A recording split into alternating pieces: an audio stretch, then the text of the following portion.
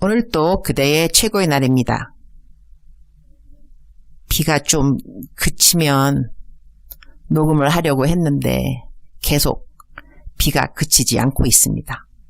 그래서 빗소리를 들으면서 묵상을 읽어야 할 것 같습니다. 그대는 이 빗소리가 들리나요? 들리지 않았으면 좋겠습니다. 2020년 6월 15일 월요일, 최고의 날, 하나님은 배려가 깊으신 분입니다. 신명기 19장. 나는 미국 시민인지라 한국에 한 달 넘게 체류할 때는 국내 외국인 거소증이라는 신분증이 필요하다. 3년마다 갱신해야 하는데 만료일이 8월 1일이다. 그래서리 한국 가는 비행기 티켓을 7월 초로 해두었는데 어제 여행사에 연락해보니 7월에도 비행기가 뜰 가능성이 희박한 듯. 그런데 얼마 전 대사관에서 연락 온 문자에 보면 6월 18일 대사관에서 비행기 전세 내어서 교민들을 한국에 귀국하게 해준다는 배려가 있었는데 나는 그것을 탈 생각을 전혀 안 했으니 문자만 보고 그냥 지나쳤다. 그런데 아차, 한국 가는 비행기 이거 못하면 정말 한참 동안 들어갈 수 없겠구나 싶어서 얼른 대사관에 연락해보았다. 신청 마감은 이미 지난주 수요일에 마쳐진 상태였다. 그런 줄 알고도 연락을 했더니 나랑 이전에 아주 친한 선교사 사모님이 이번 일의 담당 실장님이었다. 둘 다 반가. 이미 마감된 줄은 알았지만 어떻게 비행기 좌석이 있느냐고 했더니 다 마감되었는데 은행에 돈 넣는 일이 월요일인지라 내가 연락한 시간은 주일 오전. 그래서 가능하다고 한다. 그야말로 마지막 순간에 가능하게 된 케이스인 것이다. 오 할렐루야. 나는 대사관 연락을 기다리면서 주님, 이 상황에서 제 비행기 좌석이 가능하다고 연락이 온다면 주님이 이 비행기 타고 한국 가라는 뜻으로 여기겠습니다 라고 했는데 마지막 순간 이 일이 가능한 케이스가 된 것이다. 대사관의 실장님도 나에게 이런 케이스로 가능한 것을 보니 유니스 선교사님 한국에 꼭 가셔야 하는 일인가 봐요 라고 하신다. 나는 거소증 갱신도 갱신이지만 요즘 내 허리가 아무래도 심상치 않아서리 내 척추 종양 제거 수술을 한 이전 의사 선생님을 찾게 되어서 그분에게 내 MRI를 보내놓았다. 그리고 예약을 해두었다. 근데 참 신기한 것은 나는 이 의사 선생님 생각도 못했고 다시 찾을 생각도 안 했는데 내 묵상을 매일 읽으시는 분 중에 통증 치료 의사 선생님이 계셨다. 나는 당연 그분의 직업을 몰랐었다. 내가 묵상에 자주 허리 통증을 올려서리 이분이 나에게 맥켄지 운동을 하라고 상세하게 운동법을 보내주신 것이다. 그러면서 그분이 당신이 의사라고 말씀해 주셨다. 그래서 나는 어느 병원에 일하시냐고 물어보니 분당 차 병원이라고 하시기에 어머, 나 거기서 수술 받았는데요. 이렇게 이야기가 시작되어서 그럼 누가 내 수술을 했느냐 물어보시는데 나는 그분 이름을 잊었다.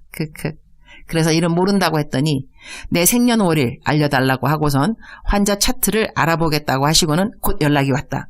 내 허리 수술하신 의사 선생님 이름을 알아내셨고 그분을 잘 아시는지 막바로 카톡으로 그분에게 연락을 하셨고 나에게는 MRI 마지막 찍은 것을 당신에게도 그리고 그 수술하신 의사 선생님에게도 보내달라고 했다. 분당 차병원의 의사 선생님들과 의논하겠다고 하시고 그리고 나를 수술해 주셨던 분은 지금 연세 세브란스 병원에서 일하시는데 그분도 내 MRI를 자세하게 봐주시겠다고 나에게 직접 개인톡을 보내주셨다. 이래서리 내 허리 낫게 하기 위하여 갑자기 여러 의사 선생님들이 의논을 해주시기로 했고 나는 나를 수술해 주신 의사 선생님과 예약을 잡아놓은 상태였다. 7월 초에 예약한 그대로 비행기가 뜨리라고 생각했는데 지금 그게 아닌 것 같아서리 그야말로 부랴부랴 6월 18일 대사관에서 띄워주는 전세 비행기를 타고 한국에 들어가는 상황이 되었다. 나는 한국에 잠시 들어가지만 남편은 계속 케냐에서 사역을 한다. 늘 그러했듯이 나만 잠시 한국에 다녀오는 것뿐이다. 이 말을 굳이 쓰는 이유는 혹시라도 매달 보내시던 선교헌금 안 보내실까봐. 저는 왜 이렇게 순수할까요? 하나님의 배려하심이 참 세밀하시다 하는 생각을 안 할 수가 없다. 하나님의 배려의 깊이에 대한 생각은 오늘 신명기 19장 묵상 말씀과 이어지게 된다. 신명기 19장 6절. 그 사람이 그에게 본래 원한이 없으니 죽이기에 합당하지 아니하나 두렵건대 그 피를 보복하는 자의 마음이 복수심에 불타서 살인자를 뒤쫓는데 그 가는 길이 멀면 그를 따라잡아 죽일까 하노라.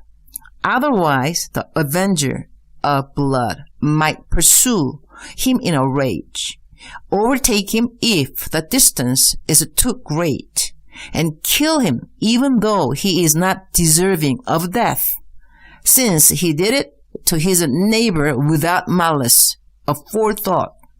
그 가는 길이 멀면 이라는 말씀이 마음에 와 닿는다. 하나님의 배려 정말 너무 오묘하다고까지 나는 생각된다. 도피성이라는 곳으로 어떤 사람이 지금 도망을 가야 하는 상황이다. 고의로 사람을 죽인 것이 아니라 실수로 죽였고 그래서 도피성까지 도망을 가서 자기 목숨을 건져야 하는데 그 도피성이 너무 먼 곳에 있으면 복수하려고 따라오는 자가 이 사람을 따라잡아 죽일 수 있으니 도피성을 좀 가깝게 만들어 놓으라는 말씀인 것이다.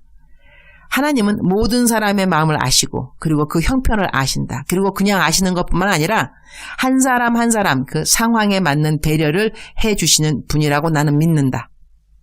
하나님의 그러한 배려가 느껴지지 않는 사람도 있을 것이다. 그러나 우리 사람들이 하나님이 그렇게 배려가 깊으신 분이라는 것을 깨닫든지 못 깨닫든지 나에게는 그렇지 않고 다른 사람들에게만 하나님은 그런 분이라고 생각한다 해도 우리가 어떻게 생각하는지를 떠나서 하나님은 배려가 깊으신 분이신 것이다. 그러한 하나님이 믿어지지 않는다면 하나님의 성품을 올바르게 깨닫게 해달라고 기도를 하는 것이 우리 피조물이 마땅히 가져야 할 태도라고 나는 생각한다. 오늘 성경 본문 말씀을 읽어보면 하나님의 배려하시는 마음을 쉽게 깨달을 수 있지 않는가? 우리의 경험으로만 하나님을 판단하지 말고 성경에 기록되어 있는 하나님을 우리가 배울 수 있다면 그것이 하나님이 우리에게 원하는 올바른 태도가 아닐까 한다. 주님, 오늘 또 최고의 날입니다. 하나님은 선하십니다. 항상 선하십니다. 하나님의 배려하심의 깊이는 우리가 다 헤아릴 수 없습니다. 나에게만 불공평한 것 같이 느껴지는 하나님이라면 우리는 하나님을 올바르게 알 수 있게 해달라고 겸손하게 기도를 함이 필요합니다. 성경에 나온 하나님은 선하신 하나님이십니다. 그리고 배려가 깊으신 하나님이십니다. 하나님을 올바로 알아가는 지식이 있기를 소원합니다. 주님 사랑합니다. 주님 감사합니다.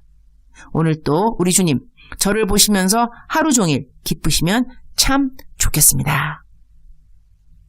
사랑하는 그대여. 사랑하는 그대여. 사랑하는 그대여. 오늘 그대는 하나님의 배려가 필요하십니까? 하나님의 배려라고 여겨졌던 일이 언제 있었는지요? 아주 오랜 시간 전이었나요? 하나님의 새로운 배려가 필요하신가요? 하나님은 나를 전혀 배려하지 않아. 그렇게 마음에 조금 섭섭한 그런 생각 있으신가요? 사랑하는 그대여. 오늘 주님께 기도하는 게 어떨까요? 하나님은 배려가 깊으신 분이라고 오늘 묵상을 읽으면서 들으면서 생각하게 됩니다. 배려가 깊으신 하나님, 저에게도 하나님의 깊으신 배려를 깨닫게 하여 주세요. 오늘 하루 살아가면서 하나님의 배려, 나를 위한 배려 깨닫게 되기를 기도합니다. 라고 기도하시면서 오늘 하루를 시작하는 것은 어떨까요? 하나님은 그대의 모든 상황을 누구보다 잘 알고 계십니다. 그냥 알고만 계시는 것이 아니고 그 상황에 하나님께서 생각하실 때 가장 베스트, 최고, 그대에게 딱 맞는 그러한 배려 무엇일까 하나님도 생각하시면서 그 배려를 그대에게 베풀어 주신다는 것이죠. 그러나 하나님을 사랑하면서 오늘 하루 살아가시기를 축원합니다. 사랑하는 그대여, 하나님의 큰 배려받는 오늘 하루 되시기를 축원합니다.